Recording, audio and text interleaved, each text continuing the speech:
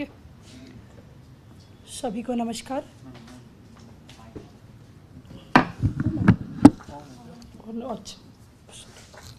सभी को नमस्कार। आज जिस तरह से शालीमार बाग में भाजपा शासित MCD primary school SC block Shalimar Bagh में और प्राइमरी स्कूल को वो पार्किंग एरिया के लिए कमर्शियल कॉम्प्लेक्स बनाने और जो रेसिडेंशियल एरिया है एसी ब्लॉक वहाँ पे पार्किंग के लिए बड़े बड़े बिल्डर माफियाओं को बेचा जा रहा है और वहाँ स्कूल की जगह प्राइमरी स्कूल की जगह को पार्किंग बनाने जा रही है। और ये प्रस्ताव और इस प्रस्ताव को पीछे जब हम लोगों ने बात करी, बहुत शोर शराबा करी, आतिशी जी ने भी इसको उठाया था, दुर्गेश भाई ने भी उठाया था, लेकिन फिर 15 दिसंबर को 113 नंबर जो आइटम है उसमें फिर इस प्रस्ताव को एमसीडी ने डाला है और एमसीडी उस पर पार्किंग बनाने की प्रस्ताव को अभी तक खारिज नहीं की है, जिससे वहाँ के लोकल लोग बहुत ही आहत हैं।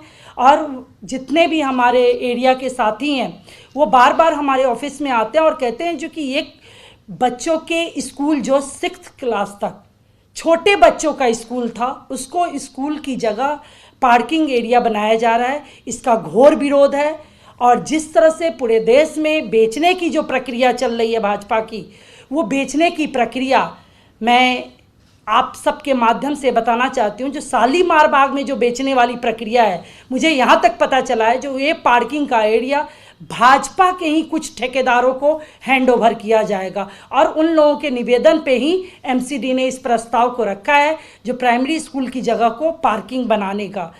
तो हमारे शालीमार बाग की जनता इसका घोर विरोध करती है और मैं आप सबके माध्यम से, जिस तरह से एमसीडी ने सरकारी संपत्ति को बेचने का ठेका ले रखा है, हर सरकारी संपत्ति को बेच के और अपने कुछ भाजपा के साथियों को हैंड ओवर करने में लगी है, तो शायद उनको पता है जो आने वाले चुनाव में तीनों एमसीडी से भाजपा जा रही है।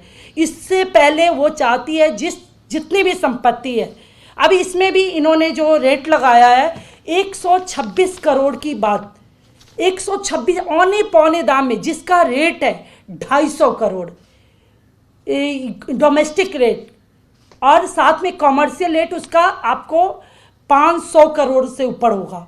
लेकिन उस जगह को, सरकारी संपत्ति को आज औने पौने दाम में बेच के ये एमसीडी अपना जेब भरना चाहती है, अपने कुछ साथियों का घर भरना चाहती है। और अभी तक वो हमारे जितने भी सरकारी कर्मचारी एमसीडी के कर्मचारी हैं उनको आज तक तनख्वाह नहीं दे, इतना सरकारी संपत्ति को बेचने के बावजूद भी उनको तनख्वाह नहीं दे पा रही है। तो मैं आपके माध्यम से यही चाहती हूँ जो कि भाजपा के जो लोग हैं जो सरकारी संपत्ति को बेचने का ठेका ले रखे हैं उसको जल्द से जल्द रोकें और इस तरह से सरकारी चीज़ों को वहाँ के लोग, वहाँ हमारे शालीमार बाग एसी ब्लॉक की जनता वहाँ नहीं चाहती, वहाँ स्कूल ही रहने देना चाहती है। वो नहीं चाहती जो वहाँ पार्किंग एरिया हो और वो भी कमर्शियल पार्किंग, कुछ लोगों को फ़ायदा पहुंचाने के लिए, कुछ भाजपा के साथियों को फ़ायदा पहुंचाने के लिए जो निगम के साथी कर रहे हैं, इसको जल्द से जल्द रोका जाए।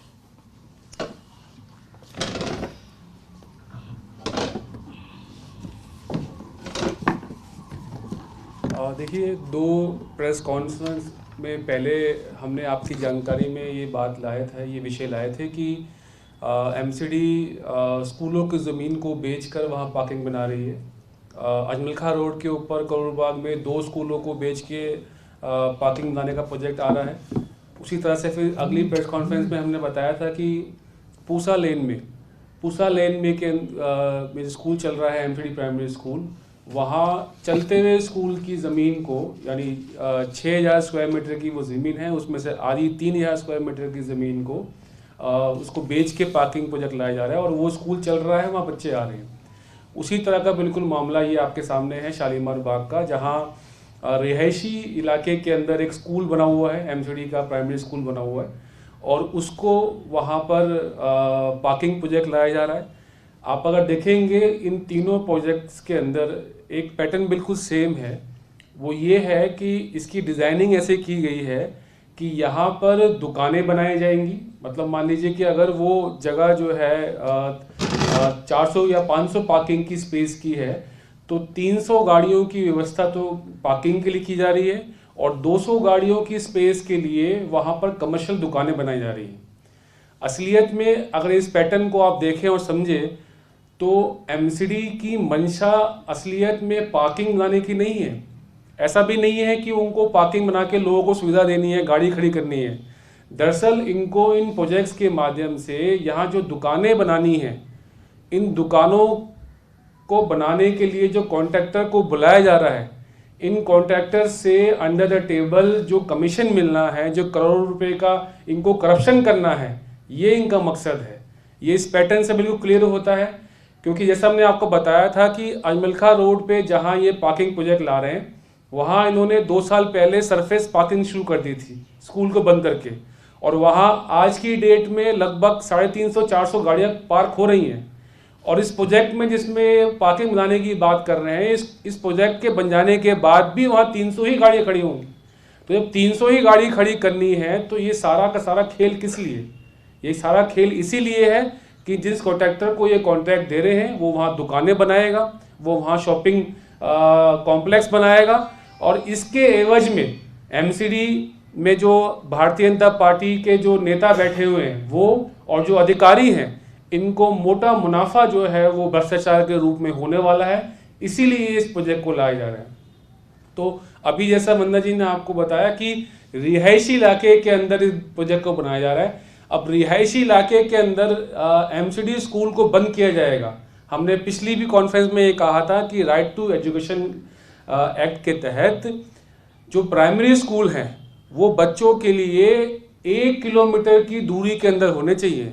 अगर कोई बच्चा, कोई परिवार रहता है कहीं पे, दिल्ली में किसी मोहल्ले के अंदर, तो सिर्फ 1 किलोमीटर की दूरी के अंदर उसको प्राइमरी स्कूल की सुविधा होनी चाहिए सरकार की तरफ से, ताकि वो अगर मान लीजिए कि उसको पैदल भी जाना है, पेरेंट को लेके, उस पर किराया भाड़ा का खर्चा नहीं है, या बच्चा छोटा है उसको पैदल भी लेके जाना है, तो वो आसानी से पहुंच सके। अगर रिहायशी इलाकों के अंदर भी स्कूलों को बंद कर दिया जाएगा तो वहाँ जो बच्चे रहते हैं या जो वहाँ परिवार रहते हैं वो बच्चों को कहाँ पढ़ाएंगे, उनको वो कहाँ लेके जाएंगे। इस तरह से धीरे धीरे स्कूलों को बंद कर एमसीडी और भारतीय जनता पार्टी के नेता प्राइवेट स्कूलों को बढ़ावा दे रहे हैं। ये चाहते हैं कि गरीब आदमी का बच्चा सरकारी स्कूल में ना जाए, सरकारी स्कूलों में ताले लग जाए, वहाँ पार्किंग बन जाए, उससे करोड़ों रुपए ये कमा लें भ्रष्टाचार के रूप में, और जो गरीब परिवार के बच्चे हैं वो प्राइवेट स्कूलों में जाके मोटी मोटी फीस दे के वहाँ पढ़ाई करें। तो अब इन तीनों घटनाओं से और इतनी सारी प्रॉपर्टीज जो दिल्ली के अंदर इन्होंने बेच दी हैं पिछले कुछ समय के अंदर, और जिनकी तैयारी चल रही है, इससे ये साफ होता है कि नगर निगम के लोग, हमने इतनी प्रेस कॉन्फ्रेंस कर ली है, इतने अखबारों में आ गया है, कुछ जगह प्रदर्शन भी हो गए हैं, उसके बाद भी ये रुक नहीं रहे हैं।